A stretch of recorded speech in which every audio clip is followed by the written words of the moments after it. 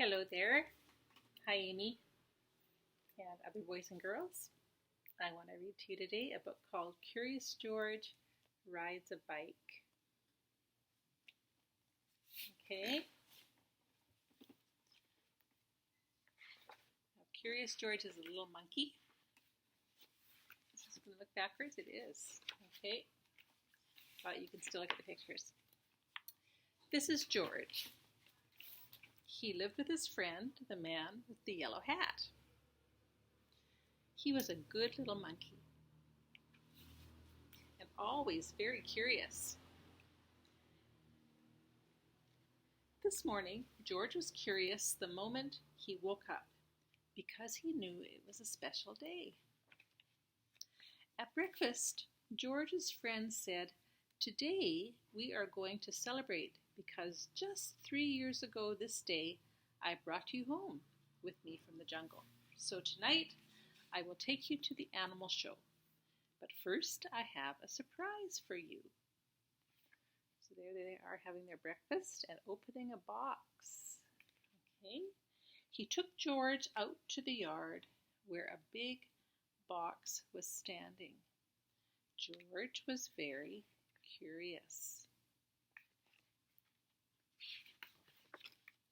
Out of the box came a bicycle. George was delighted. That is what he had always wanted. He knew how to ride a bicycle because he knew how to ride a bicycle, but he had never had one of his own. "I must go now," said the man, "but I will be back in time for the show. Be careful with your new bike and keep close to the house while I am gone." So there's George with his new bike. George could ride very well. He could even do all sorts of tricks. Monkeys are good at that. For instance, he could ride this way with both hands off the handlebar. And he could ride this way like a cowboy on a wild bronco. And he could also ride backwards. But after a while, George got tired of doing tricks. There he is. And he went out into the street. The newsboy was passing by with his bag full of papers. "It's a fine bike you have there," he said to George. "How would you like to help me deliver the newspaper?" He handed George the bag and told him to do one side of the street first and then turn back and do the other side. George was very proud as he rode off with his bag. There he is. He started to deliver the papers on one side of the street. And when he came to the last house, he saw a little river in the distance. George was curious. He wanted to know what the river was like. So instead of turning back to deliver the rest of the papers, he just went on. There he is. And there's the river. There was a lot to see at the river. A man was fishing on the bridge. A duck family was paddling downstream, and two boys were playing with their boats. George would have liked to stop and look at the boats, but he was afraid the boys might find out that he had not delivered all his newspapers. So he rode on. While riding along, George kept thinking of boats all the time. It would be such fun to have a boat, but how could he get one? He thought, and then he had an idea. He got off the bicycle, took a newspaper out of the bag, and began to fold it. First he folded down the corners. There he is. Like this. And there's all the steps he took. And now the moment had come to launch the boat. Would it float? It did. So George decided to make some more boats. Finally, he had used up all the newspapers and had made so many boats that he could not count them. A whole fleet. Oh, ho, ho, look at all those boats. Yeah. Watching his fleet sailing down the river, George felt like an admiral. But watching his fleet, he forgot to watch where he was going. And, oh no. Suddenly, there was a terrible jolt. The bicycle hit a rock, and George flew off the seat head first. Luckily, George was not hurt, but the front wheel of the bicycle was all out of shape, and the tire was blown out. George tried to ride the bicycle, but of course it would not go. So he started carrying it, but soon it got too heavy. George did not know what to do. His new bike was spoiled, the newspapers were gone. He wished he had listened to his friend and kept close to the house. Now he just stood there and cried. Suddenly his face brightened. Why? He had forgotten that he could ride on one wheel. He tried it and it worked. He had hardly started out again when he saw something. So there he is, riding on one wheel, right there. He had never seen before. Rolling toward him came an enormous tractor with huge trailers behind it.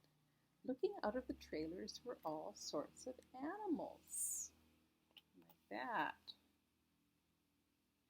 To him, it looked like a zoo on wheels. The tractor stopped, and two men jumped out. Well, well, said one of the men, a little monkey who can ride a bike bronco fashion. We can use you in our animal show tonight. I am the director of the show, and this is Bob. These are the two men. See them there? He can straighten your wheel and fix that flat in no time, and then we'll take you along to the place where the show is going to be. So, three of them got into the cab and drove off. Maybe you could play a fanfare while you ride your bike in the show, said the director. I have a little bugle, a little trumpet for you right here. And later on, you'll get a green coat and a cap, just like Bob's. So there he is, and there's his little trumpet.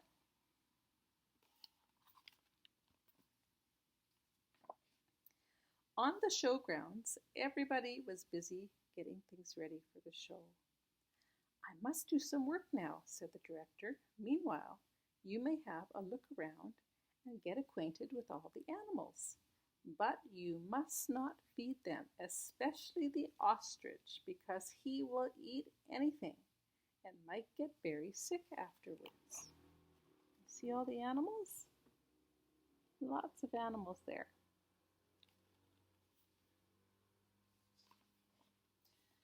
George was curious. Would the ostrich really eat anything? He wouldn't eat a trumpet. Or would he?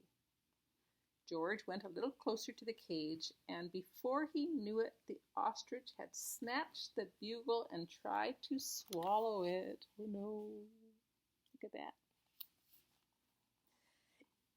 But a bugle is hard to swallow, even for an ostrich. It got stuck in his throat. Funny sounds came out of the bugle. As the ostrich was struggling with it, all blue in the face, George was frightened. Fortunately, the men had heard the noise. They came rushing to the cage and got the bugle out of the ostrich's throat just in time. The director was very angry with George. We cannot use little monkeys who don't do as they are told, he said. Of course, you cannot take part in the show now. We will have to send you home. George had to sit on a bench all by himself, and nobody even looked at him. He was terribly sorry for what he had done, but now it was too late. He had spoiled everything. There he is, looking very sad. Meanwhile, the ostrich, always hungry, had got hold of a string dangling near his cage. This happened to be the string which held the door to the cage of the baby bear. As the ostrich nibbled at it, the door opened and the baby bear got out. Oh, there he goes. There he goes. He ran away as fast as he could and made straight for a high tree near the camp. Nobody had seen it but George, and George was not supposed to leave his bench. But this was an emergency, so he jumped up, grabbed the bugle, and blew as loud as he could. Then he rushed to his bicycle. The men had heard the alarm and thought at first that George had been naughty again, but when they saw the empty cage and the ostrich nibbling at the string, they knew what had happened. George raced toward the tree far ahead of the men. By now the bear had climbed quite high, and this was dangerous because little bears can climb up trees easily, but coming down is much harder. They may fall and get hurt. The men were worried. They did not know how to get him down safely, but George had his plan. There goes George. There's the bear in the tree. With the bag over his shoulder, he went up the tree as fast as only a monkey can, and when he reached the baby bear, oh, there's the bear hanging on.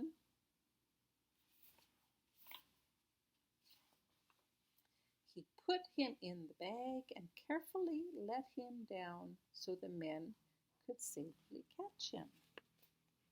Yeah. Everybody cheered when George had come down from the tree. "You are a brave little monkey," said the director. "You saved the baby bear's life. Now you will get your coat back, and of course you may ride your bike and play the bugle in the show."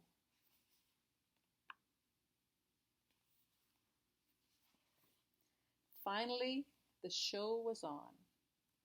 The whole town had come to see it, and how surprised they were to discover George on his bike, right in the middle of it. The newsboy was there too, and also the man with the yellow hat. There they are.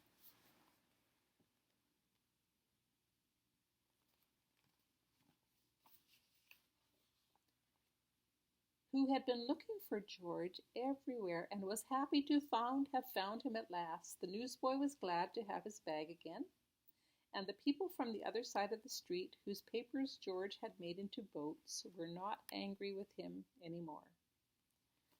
When the time came for George to say goodbye, the director let him keep the coat and the cap and the bugle, and then George and his friend got into the car. There they go. And went home.